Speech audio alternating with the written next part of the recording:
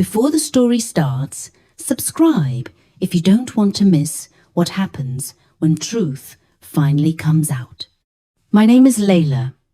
I was 12 when I learned the difference between a parent who trusts you and a parent who just wants to escape you. It was the first week of spring break when my mother announced she was finally doing something for herself. She stood in our narrow hallway, tugging on her beige coat like she was starring in a movie, not abandoning her kid. Her suitcase was already by the door. The wheels clicked over the cracked tile every time she shifted her weight. "I'll be gone a little while," she said, smiling too bright. "You'll be okay. You're grown enough to manage." Then she shoved something into my hand, a folded bill, soft, sweaty, already wrinkled, like it had been sitting in her pocket for hours. I unfolded it, a 10, not a plan, not a schedule, not a neighbour's number taped to the fridge, not a cooked meal waiting in the oven. Just one lonely bill and a sentence that sounded like a compliment if you didn't listen too closely. "Order something if you're hungry," she added, glancing at the counter. I left my card. "Emergency only." She kissed the top of my head like checking a box. I didn't even get a real goodbye. The door shut, the lock clicked, the car started, and then it was quiet. That kind of quiet that doesn't feel peaceful. It feels like the house is holding its breath to see what happens to you. I stared at the 10 in my palm like it was supposed to grow into a solution if I stared hard enough. "I'll be fine," I whispered to the empty living room. My voice sounded small in the walls. My stomach was already tight, not from hunger, from knowing I had just been left behind, like luggage that didn't fit in the trunk. The first problem hit me before the car even disappeared from the street. I picked up the emergency card from the counter. It wasn't in an envelope. It wasn't even placed neatly. It was tossed there like a spare key, something you forget until you need it. There was a sticky note under it. "Don't use unless it's important." Important. I didn't know what important meant to someone who could walk out the door and leave a kid with a $10 bill. I grabbed my phone and tried to order food. I picked something cheap. I added it to the card. I typed in the card number. Declined. I tried again. Declined. I tried a different app. Declined. My hands started sweating so much my phone nearly slipped. Maybe I typed it wrong. I went slower this time, whispering each number like a prayer. Declined. Then a message popped up. "Card inactive. Contact cardholder."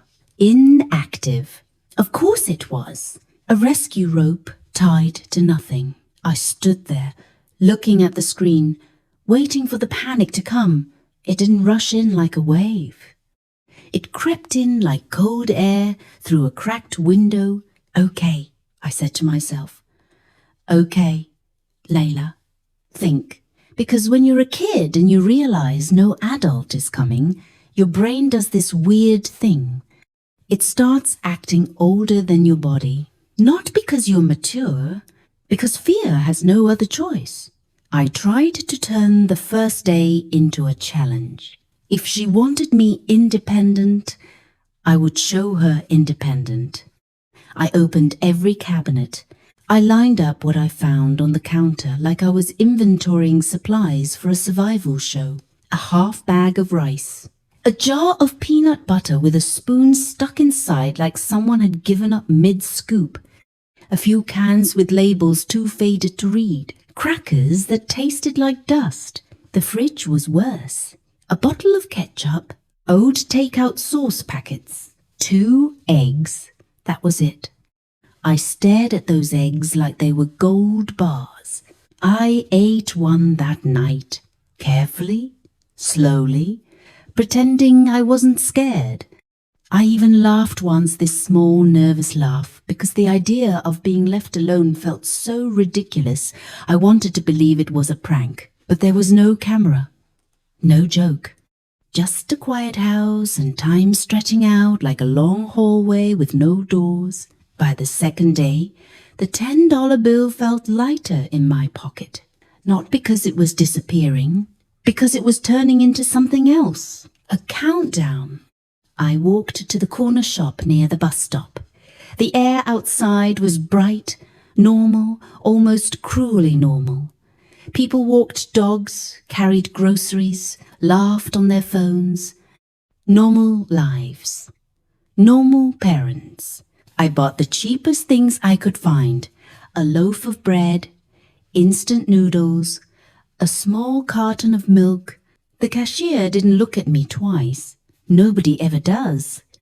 Because kids shopping alone isn't illegal. Kids shopping alone just looks like independence. That word again. I carried the bag home, feeling like I was doing something heroic. Like if I did everything right, the universe would reward me with safety. But the universe doesn't work like that. By the third day, the challenge stopped being cute. My head started to feel heavy. I got dizzy when I stood up too fast. The house felt bigger than it should have. Every shadow felt like someone watching. Every creak sounded like footsteps that never arrived. I tried calling my mother. It went straight to voicemail. I texted, "Are you okay?" That's what I wrote. Not, "I'm scared." Not, "I'm hungry." Not, "Why did you leave me?" Because kids like me learn early that if you sound needy, adults get angry. So I kept it soft. She replied hours later with a picture. A pool, bright blue water, a drink with a little umbrella, having the best time. No question. No, did you eat? No, who's with you?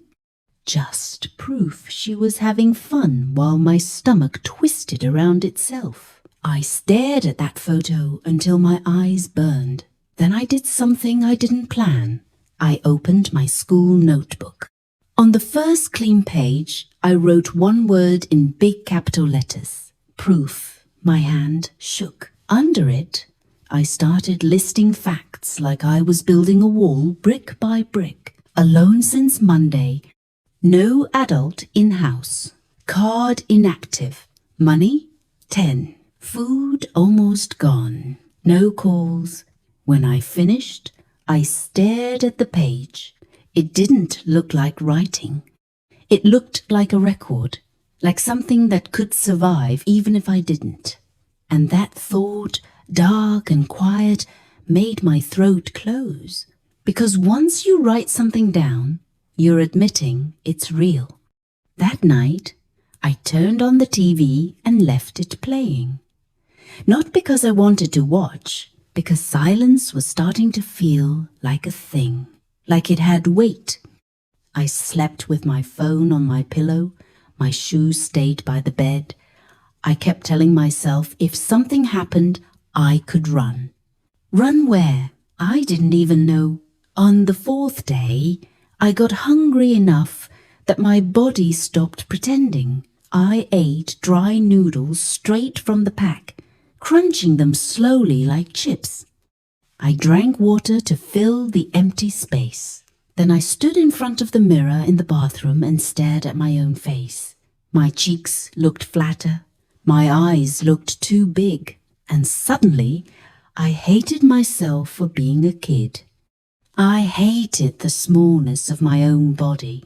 I hated that I couldn't just drive somewhere, fix this, solve this like adults do in movies. I wiped my eyes quickly like tears were another thing I couldn't afford.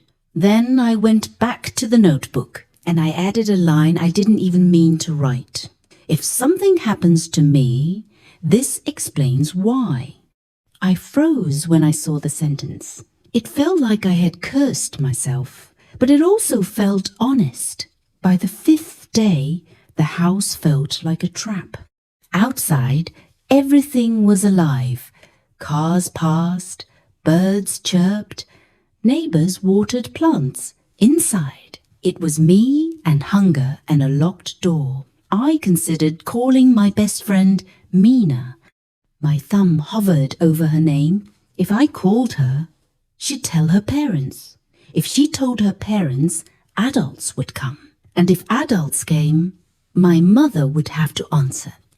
My stomach tightened, not with fear of getting help, but fear of what would happen after. Because my mother didn't just leave. She left with a smile, which meant, in her mind, this wasn't a crime. It was a decision. And people like that don't apologize when you expose them. They punish you for making them look bad. So instead of calling Mina, I sent a normal text. Hey, what are you doing this week? Like I wasn't counting noodles. Like I wasn't sleeping with shoes on. She didn't respond. Maybe she was out with her family. Maybe her phone was dead. Either way, it felt like the world was reminding me, you're on your own. That afternoon, I started recording. Not like a vlog, not like those cheerful videos kids post online. I propped my phone against the sugar jar in the kitchen and pressed record. The camera showed my face and the empty counter behind me. I whispered, Day 5. My voice cracked and I hated that, so I swallowed and tried again. Day 5, I repeated. I'm alone. There's almost no food. The card doesn't work. I paused and looked straight at the lens like it was a person who might actually care. If you're seeing this, I said softly, it means somebody finally noticed. I ended the recording and saved it. My heartbeat was loud. I didn't know who would ever watch it. But something inside me felt steadier, because now, if she tried to lie, I would have something stronger than my word. I would have time-stamped truth. On the 6th day, I stood by the window and watched a family walk their dog. A little boy ran ahead, laughing, holding the leash too tight. His mum jogged after him, smiling but still watching. Still watching. That's what parents do. They watch, they check, they worry. I pressed my forehead against the glass and whispered, How do you leave your kid and not think about them? Then I heard my own voice and it sounded dangerous. Not sad, angry, because sadness makes you fold.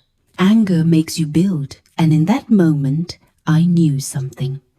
I wasn't just trying to survive anymore. I was collecting evidence. For her. For anyone who tried to defend her. For the version of me that might someday need to explain why she stopped trusting the woman who gave birth to her. On the 7th day, my hands were shaking when I opened the pantry. There were 2 cans left. I didn't even know what was inside. I didn't have a proper can opener, just one of those cheap ones that slips and cuts your hand. I tried anyway. The metal squealed. My wrist hurt. I got it open halfway and nearly cried from relief like I'd won a prize. Then I heard it. A sound that didn't belong in my week of silence. The doorbell. I froze so hard my breath caught. Nobody rang our bell. Packages got dropped. Neighbors knocked. The bell rang again. Then 3 hard knocks. My heart slammed like it wanted out of my chest. I stood there, still holding the half-open can, cereal crumbs on my fingers, my stomach hollow. My brain screamed, "Don't open it!" But another thought cut sharper. What if this is the moment someone finally sees you?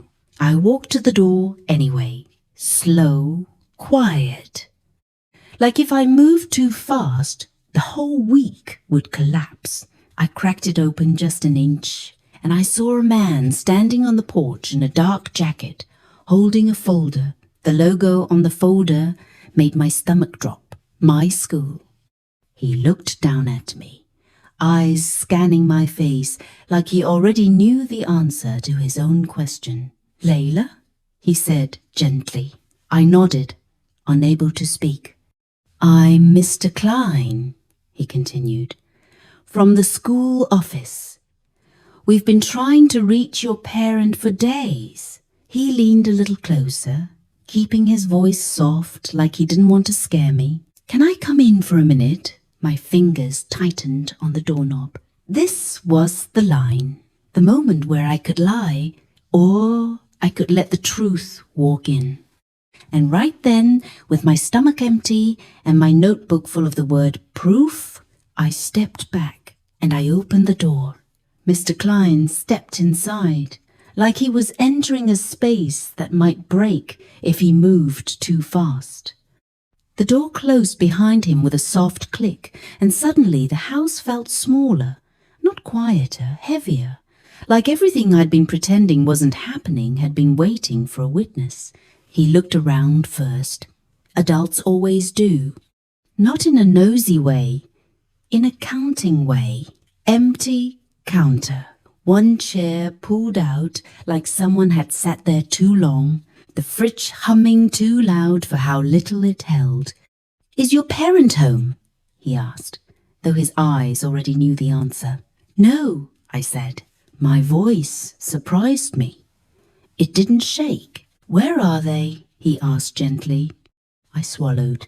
This was the sentence that changed everything. "She's away," I said. "Out of the country." He blinked. "Away? How long?" "She said a few weeks," I answered. "Maybe more." His jaw tightened just enough for me to notice. "And who's staying with you?" I didn't answer right away, not because I didn't know, because saying it out loud would make it official. "No one," I said finally. "Just me." The silence that followed wasn't awkward. It was dangerous. Mr. Klein pulled a chair out and sat down slowly, like he didn't want to loom over me. "How many days have you been alone, Layla?" 7, I said. "Almost 8.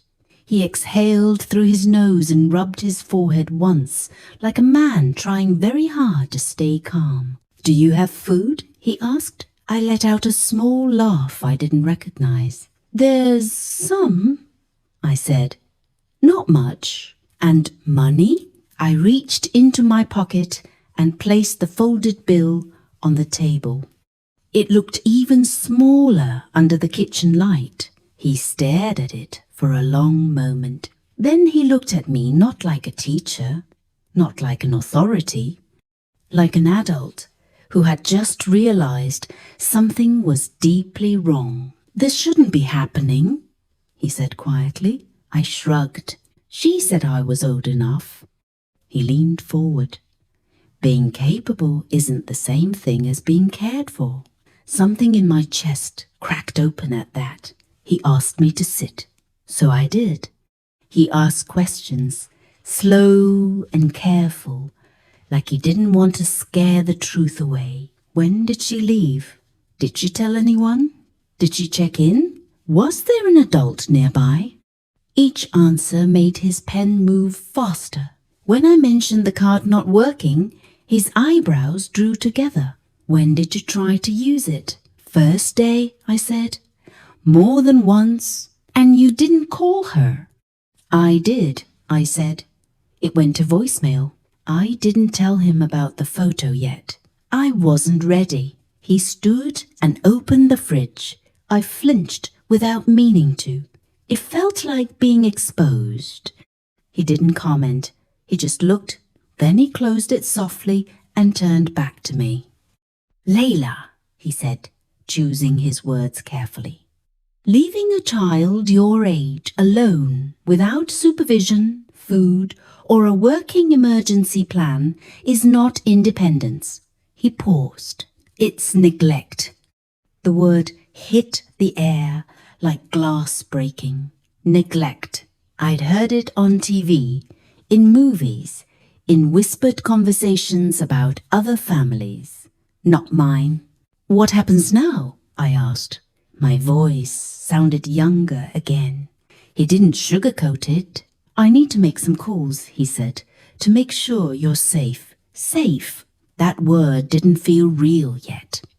He stepped into the hallway to make the call. I sat alone at the table, staring at the folded bill, my notebook peeking out from my backpack. My phone buzzed. A new message. From my mother. Why is your school calling me? No hello. No concern. Just irritation. I didn't reply. Instead, I opened my notebook and wrote another line. School noticed before she did. My hands stopped shaking when I wrote, now. A few minutes later, there was another knock at the door. Softer this time. Mr. Klein opened it. An older woman stood there, hair pulled back, cardigan buttoned wrong like she'd rushed. Oh, honey, she breathed when she saw me. I'm Mrs. Patel, from next door. Her eyes flicked past me, empty counter, dim kitchen. The look on my face, her mouth tightened. I saw the school car, she said quietly. I was worried. Mr. Klein nodded. Thank you for coming so quickly. She stepped inside and put a hand on my shoulder. It was the first adult touch I'd had in days. I almost cried. Why didn't you come over? She asked softly. I answered without thinking. I didn't want to be a problem. Her grip tightened. That, she said, voice firm now, is never a child's job to worry about. Things moved fast after that. A woman arrived with a clipboard and a calm voice. She introduced herself as a caseworker. She walked through the house, took notes, asked questions. She didn't accuse. She observed. How long since a hot meal? When was the last check-in? Do you feel safe here? I answered honestly, because lying suddenly felt pointless. When she found the inactive card, she sighed, not angry. Tired. I'm glad someone called, she said. This could have gone very differently. I knew what she meant. I didn't ask her to explain. They asked if I had somewhere safe to stay. Mrs. Patel spoke before I could. She can stay with me, she said, as long as she needs. The caseworker looked at me. Is that okay with you? I thought about my empty house, my unanswered texts, the way hunger had started to feel normal. Yes, I said, I don't want to be alone anymore. She nodded. That's a very brave thing to say. Before we left, I grabbed my notebook. Mr. Klein noticed. What's that? He asked. Just something I wrote, I said. May I see it? I hesitated, then handed it over. He read silently. Each line, each bullet, each quiet proof. When he looked up, his eyes were wet. This is important, he said. You did the right thing. I didn't feel brave. I felt done hiding. That night, at Mrs. Patel's table, I ate slowly. Real food. Warm food. She didn't rush me, didn't comment, just made sure my plate stayed full. Later, in the guest room, I recorded another video. Day 8, I whispered. I'm not alone anymore. People know. I looked into the camera. If you're watching this, I added, it means the truth finally mattered. I stopped recording and lay back, staring at the ceiling. My mother hadn't called again, but I knew she would, because now this wasn't a secret, and secrets are the only thing people like her can survive on. The call came the next morning, not a gentle one, not worried, angry. Mrs. Patel handed me the phone without a word and stayed close enough that I could feel her presence like a wall at my back. I put it on speaker. "What did you tell them?" My mother snapped the second the line connected. "Why is there a government office calling me? Do you have any idea what kind of trouble you've caused?" I stared at the phone, not at the screen. At the sound of her voice, still sharp, still centered on herself. "They called because you left me," I said. There was a pause, short, irritated. "I did not leave you," she shot back. "I trusted you. There's a difference. You're almost a teenager. You know how to heat food. You know how to call if there's an emergency." "The card didn't work," I said quietly. "There wasn't food." "You're exaggerating," she said immediately. "You always do this when you want attention." Mrs. Patel leaned in, her voice calm but unmovable. "This is Mrs. Patel, your neighbor. Your daughter had almost nothing to eat. I saw it myself." Silence. Then my mother laughed, a sharp, brittle sound. "So now everyone's an expert on my parenting?" "No," Mrs. Patel replied. "But everyone is responsible when a child is left alone and hungry." The call ended abruptly. She hung up. 2 days later, they came home. Not the way families return from trips laughing, tired, arms full of souvenirs. They arrived stiff, defensive, like people walking into a courtroom. The caseworker was already there. Mr. Klein, too. Mrs. Patel stood beside me. My mother didn't look at me at first. She looked at the adults. "What is this?" she demanded. "Why are strangers in my house?" The caseworker didn't raise her voice. "We need to talk about the care of your child." "She's right there," my mother snapped, finally looking at me. "She's fine." I met her eyes. I didn't look away. "No," I said. "I wasn't." Her mouth opened, ready to argue. The caseworker slid a folder onto the table. Inside were photos, notes, screenshots, my notebook pages, the videos, time-stamped, undeniable. My mother flipped through them faster and faster until her hands started shaking. This isn't how it looks," she whispered. "It is exactly how it looks," the caseworker replied. "An unsupervised minor, no working emergency plan, no consistent food, no adult contact." My mother looked at me then, really looked, like she was seeing me for the first time in weeks. "Why didn't you tell me it was this bad?" she asked, her voice cracking. I swallowed. "I tried," I said. "You were busy." That was the sentence that broke her. She sat down hard. My father, who had barely spoken, ran a hand over his face. "We just needed time," he muttered. "We didn't think." "That's the problem," the caseworker said gently. "You didn't think about her." The decision wasn't dramatic. No shouting, no handcuffs, just paperwork and consequences. Temporary placement, supervised contact, mandatory evaluations. My mother cried. My father stared at the floor, and I stood there, strangely calm, because the fear was gone. The truth had done its job. That night, back at Mrs. Patel's house, I unpacked my bag slowly. My notebook went into the drawer beside the bed. I didn't need to write anymore. Not right now. Before sleep, I recorded one last video. "Today they came back," I said softly, "and they saw everything." I paused. "I don't know what happens next," I continued. "But I know this being quiet didn't protect me. Telling the truth did."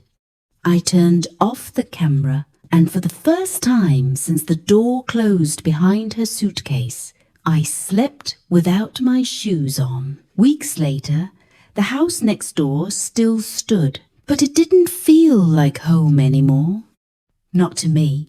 Home was the place where someone checked the fridge, where silence didn't feel dangerous, where I wasn't called mature to excuse neglect. My mother still writes sometimes. Long messages. Apologies mixed with explanations. Maybe one day I'll believe the change. Maybe I won't. But I learned something that summer. Truth doesn't scream. It waits. And when someone finally listens, it changes everything. Thank you for listening. If you've ever had someone twist your truth, drop a comment. Tell me where you're watching from. And don't forget to subscribe, like, and share, because somebody out there needs this warning before it happens to them.